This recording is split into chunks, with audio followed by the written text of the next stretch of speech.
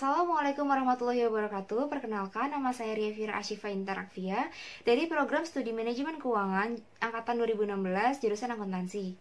Pada kesempatan kali ini, saya akan mempresentasikan skripsi saya yang berjudul Analisis Harga Pasar Saham dengan mempertimbangkan pengumuman dividen studi pada perusahaan subsektor farmasi periode 2017-2019. Sebelumnya, saya mengucapkan terima kasih kepada Ibu Sabar dan Ibu Endang yang telah membimbing saya sehingga skripsi ini dapat terselesaikan. Langsung saja yang pertama, latar belakang. Investasi dapat menjadi salah satu alternatif pendapatan lain selain upah dan gaji dalam memenuhi kebutuhan dan keinginan masyarakat. Salah satu jenis instrumen investasi ialah pasar modal. Pasar modal merupakan pasar untuk berbagai instrumen keuangan jangka panjang yang bisa diperjualbelikan, seperti surat utang atau obligasi, saham atau equity, reksadana, dan instrumen derivatif. Instrumen keuangan yang cukup diminati oleh investor ialah equity atau saham. Hal ini terbukti dari adanya peningkatan trading volume pada tahun 2017 hingga 2019. Sehingga dapat disimpulkan bahwa semakin banyak investor yang menanamkan dananya pada investasi saham di pasar modal. Investasi saham di pasar modal memungkinkan investor untuk mendapatkan keuntungan berupa dividen atau kenaikan harga saham dari harga beli atau biasa yang disebut dengan capital gain. Pembagian dividen merupakan keputusan residual atau sisa yang diumumkan pada saat rapat umum pemegang saham atau RUPS. Pengumuman dividen akan direspon oleh pasar yang dilihat dari adanya perubahan harga saham. Dividen signaling teori mengungkapkan bahwa pengumuman dividen mengandung informasi yang bisa mempengaruhi investor, karena teori ini berpendapat bahwa pengumuman dividen mengandung informasi mengenai laba serta prospek perusahaan di masa depan. Fenomena ini merupakan sinyal bagi para investor untuk melakukan investasi atau menarik investasinya. Subsektor farmasi dipilih sebagai objek penelitian karena subsektor farmasi memiliki pangsa pasar yang cukup luas. Selain itu, subsektor farmasi mengalami peningkatan price earning ratio dari 19,54 pada tahun 2017 hingga 22,72 pada tahun 2019. Peningkatan ini mengindikasikan bahwa banyak investor yang mulai tertarik untuk melakukan investasi pada perusahaan-perusahaan di subsektor farmasi. Selanjutnya, rumusan masalah. Yang pertama, respon pasar terhadap pengumuman dividen berbeda-beda. Penelitian terdahulu mengungkapkan bahwa pasar merespon berbeda-beda dengan adanya pengumuman dividen ini. Beberapa peneliti mengungkapkan bahwa pasar merespon positif dengan adanya pengumuman dividen. Namun, sebagian lain mengungkapkan bahwa pasar merespon negatif dengan adanya pengumuman dividen. Lalu, penelitian terdahulu tidak menggunakan subsektor farmasi sebagai objek penelitian. Sebagian besar peneliti terdahulu menggunakan seluruh perusahaan yang terdaftar di Bursa Efek Indonesia sebagai objek penelitian. Sebagian lainnya menggunakan satu perusahaan saja sebagai objek penelitian. Dan sebagian lainnya menggunakan satu indeks tertentu sebagai objek penelitian, seperti indeks Kompas 100 dan daftar efek syariah. Lalu, subsektor farmasi mengalami peningkatan PER, seperti yang telah saya jelaskan sebelumnya bahwa pada tahun 2017 hingga 2019, subsektor farmasi mengalami peningkatan PER. Hal ini mengindikasikan bahwa para investor mulai tertarik untuk menanamkan dananya pada saham-saham di subsektor farmasi. Sehingga rumusan masalah yang akan diajukan dalam penelitian ini ialah bagaimana respon pasar terhadap pengumuman dividen, baik dividen naik ataupun dividen turun. Kerangka berpikir, pengumuman dividen baik dividen meningkat maupun menurun dapat mempengaruhi investor yang ditandai dengan pergerakan harga pasar saham. Dividen meningkat akan diikuti dengan kenaikan harga pasar saham. Begitu pula dengan pengumuman dividen menurun, akan diikuti pula dengan harga pasar saham yang menurun pula. Pengamatan harga pasar saham ini dilakukan pada 15 hari sebelum ex-dividend date dan 15 hari sesudah ex-dividend date. Selama periode pengamatan tersebut akan dilihat apakah ada abnormal return atau tidak. Abnormal return akan terjadi jika terdapat perbedaan antara harga saat ini dengan harga ekspektasi. ada tidaknya abnormal return akan memberikan keputusan investasi kepada investor. Selanjutnya metode penelitian. Yang pertama, jenis penelitian. Jenis penelitian yang dilakukan ialah event study dengan periode jendela 15 hari sebelum ex-dividend date dan 15 hari sesudah ex-dividend date, serta periode estimasi 45 hari sebelum ex-dividend date. Event study dilakukan untuk mengkaji apakah terdapat perbedaan harga saham yang signifikan yang terjadi di sekitar ex-dividend date. Kriteria sampel. Kriteria sampel yang digunakan dalam penelitian ini yang pertama ialah perusahaan subsektor farmasi yang terdaftar di Bursa Efek Indonesia periode 2017 hingga 2019. Kedua, perusahaan yang membayarkan dividen pada periode 2017 hingga 2019. Yang ketiga, perusahaan yang menerbitkan laporan keuangan secara lengkap pada periode 2017 hingga 2019. Yang keempat, perusahaan yang aktif diperdagangkan. Yang kelima, tidak sedang melakukan corporate action. Hal ini dimaksudkan agar menghindari confounding effect. Sehingga diperoleh 3 sampel perusahaan dari 10 perusahaan yang terdaftar di Bursa Efek Indonesia yang termasuk ke dalam subsektor farmasi. Selanjutnya, sumber data. Data yang digunakan dalam penelitian ini ialah data sekunder yang diperoleh dari website resmi Bursa Efek Indonesia yang menerbitkan laporan keuangan tahunan dan juga harga penutupan saham.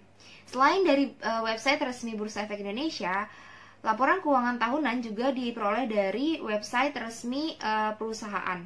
Ada analisis yang digunakan dalam penelitian ini. Yang pertama itu uji statistik deskriptif. Yang kedua, uji normalitas dengan uji Shapiro-Wilk. Uji Shapiro-Wilk dilakukan karena sampel yang digunakan dalam penelitian ini kurang dari 50 sampel. Lalu uji hipotesis menggunakan yang pertama uji beda dengan variety test apabila data terdistribusi normal, dan uji peringkat bertanda Wilcoxon apabila data tidak berdistribusi normal. Hasil penelitian dan pembahasan. Hasil uji analisis statistik deskriptif menemukan bahwa average abnormal return sebelum dan sesudah ex-dividend untuk perusahaan yang mengumumkan dividen meningkat maupun dividen menurun memiliki standar deviasi yang lebih besar daripada rata-rata. Hal ini mengindikasikan bahwa data yang digunakan bersifat heterogen. Selanjutnya, uji normalitas. Uji normalitas yang dilakukan pada penelitian ini ialah uji Shapiro-Wilk dengan ketentuan yang pertama, apabila nilai probabilitas lebih besar daripada 0,05 maka data berdistribusi normal. Yang kedua, apabila nilai probabilitas kurang dari 0,05 maka data tidak berdistribusi normal. Hasil uji Shapiro-Wilk pada penelitian ini menunjukkan bahwa average abnormal return pada sebelum ex-dividend date pada perusahaan yang mengumumkan dividen meningkat memiliki signifikansi sebesar 0,931. Kesimpulannya, data berdistribusi normal. Selanjutnya, average abnormal return sesudah ex-dividend date untuk kelompok perusahaan yang mengumumkan dividen meningkat memiliki signifikansi sebesar 0,061. Dapat disimpulkan bahwa data berdistribusi normal. Selanjutnya, average abnormal return sebelum ex-dividend date untuk kelompok perusahaan yang mengumumkan dividen menurun memiliki signifikansi sebesar 0,226. Dapat disimpulkan bahwa data berdistribusi normal. Terakhir, average abnormal return sesudah ex-dividend untuk kelompok perusahaan yang mengumumkan dividen menurun memiliki signifikansi sebesar 0,045. Dapat disimpulkan bahwa data tidak berdistribusi normal. Selanjutnya, pengujian hipotesis. Hipotesis pertama dalam penelitian ini ialah pasar memberikan respon positif sebelum dan sesudah ex-dividend date dengan adanya pengumuman dividen meningkat.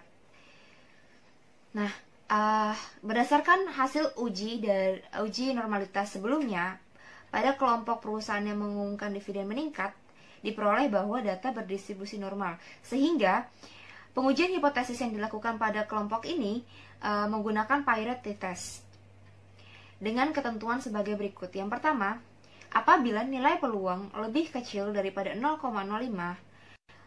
dapat diartikan bahwa pasar memberikan respon positif terhadap adanya pengumuman dividen meningkat. Dan kedua, apabila nilai peluang lebih besar daripada 0,05, artinya pasar tidak memberikan respon positif terhadap adanya pengumuman dividen meningkat.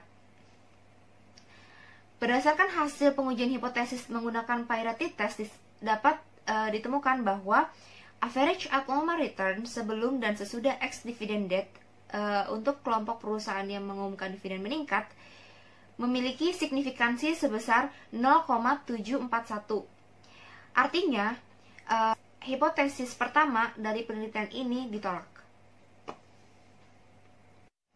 Pengujian hipotesis selanjutnya. Hipotesis kedua dalam penelitian ini ialah pasar memberikan respon negatif sebelum dan sesudah ex-dividend date dengan adanya pengumuman dividen menurun. Berdasarkan hasil uji normalitas sebelumnya, dikemukakan bahwa average abnormal return sesudah ex-dividend date pada sampel perusahaan yang mengumumkan dividen menurun memiliki data yang tidak berdistribusi normal, sehingga pengujian hipotesis yang dilakukan menggunakan uji peringkat bertanda Wilcoxon. Dengan ketentuan, yang pertama, apabila nilai peluang kurang dari 0,05, maka pasar memberikan respon negatif terhadap adanya pengumuman dividen menurun. Yang kedua, apabila nilai peluang lebih besar daripada 0,05, maka pasar tidak memberikan respon negatif terhadap adanya pengumuman dividen menurun. Uji rank pada uji peringkat bertanda Wilcoxon menunjukkan bahwa terdapat 12 data average abnormal return yang mengalami penurunan dengan rata-rata 7,5 dan jumlah penurunan tersebut sebesar 90. Selanjutnya, terdapat 3 data average abnormal return yang mengalami peningkatan dengan rata-rata peningkatan sebesar 10 dengan jumlah peningkatan sebesar 30. Selain itu, tidak terdapat ties atau hubungan antara masing-masing data. Selanjutnya, hasil uji statistik pada uji peringkat bertanda Wilcoxon menunjukkan bahwa nilai signifikansi sebesar 0,088. Artinya, hipotesis kedua ini ditolak. Hasil penelitian ini menunjukkan bahwa pasar tidak terbukti memberikan respon positif terhadap adanya pengumuman dividen meningkat sebelum dan sudah ex-dividend date pada saham subsektor farmasi periode 2017-2019. Hal ini dapat terjadi karena investor yang melakukan investasi jangka panjang untuk mendapatkan return yang lebih tinggi, atau informasi pengumuman dividen meningkat tidak relevan. Sehingga investor tidak dapat menjadikan pengumuman dividen meningkat ini sebagai acuan dalam mengambil keputusan investasi.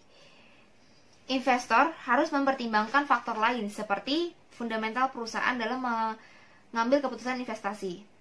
Selanjutnya, penelitian ini juga mengemukakan bahwa pasar tidak terbukti memberikan respon negatif terhadap adanya pengumuman dividen menurun sebelum dan sesudah ex-dividend date pada saham subsektor farmasi periode 2017-2019. Hal ini dapat terjadi karena investor telah mengantisipasi informasi dari pengumuman dividen menurun karena peristiwa tersebut merupakan salah satu corporate action, sehingga apabila pengumuman informasi tersebut dipublikasikan, investor merasa bahwa pengumuman dividen menurun tidak bermakna sebagai bahan acuan atau pertimbangan dalam mengambil keputusan investasi. Sehingga apabila investor tetap ingin melakukan investasi di sekitar ex-dividend date dengan adanya pengumuman dividen menurun pada saham subsektor farmasi, sebaiknya investor mempertimbangkan faktor lain seperti kebijakan perusahaan. Sekian dari presentasi saya. Terima kasih atas perhatiannya. Kurang lebihnya mohon maaf. Wassalamualaikum warahmatullahi wabarakatuh.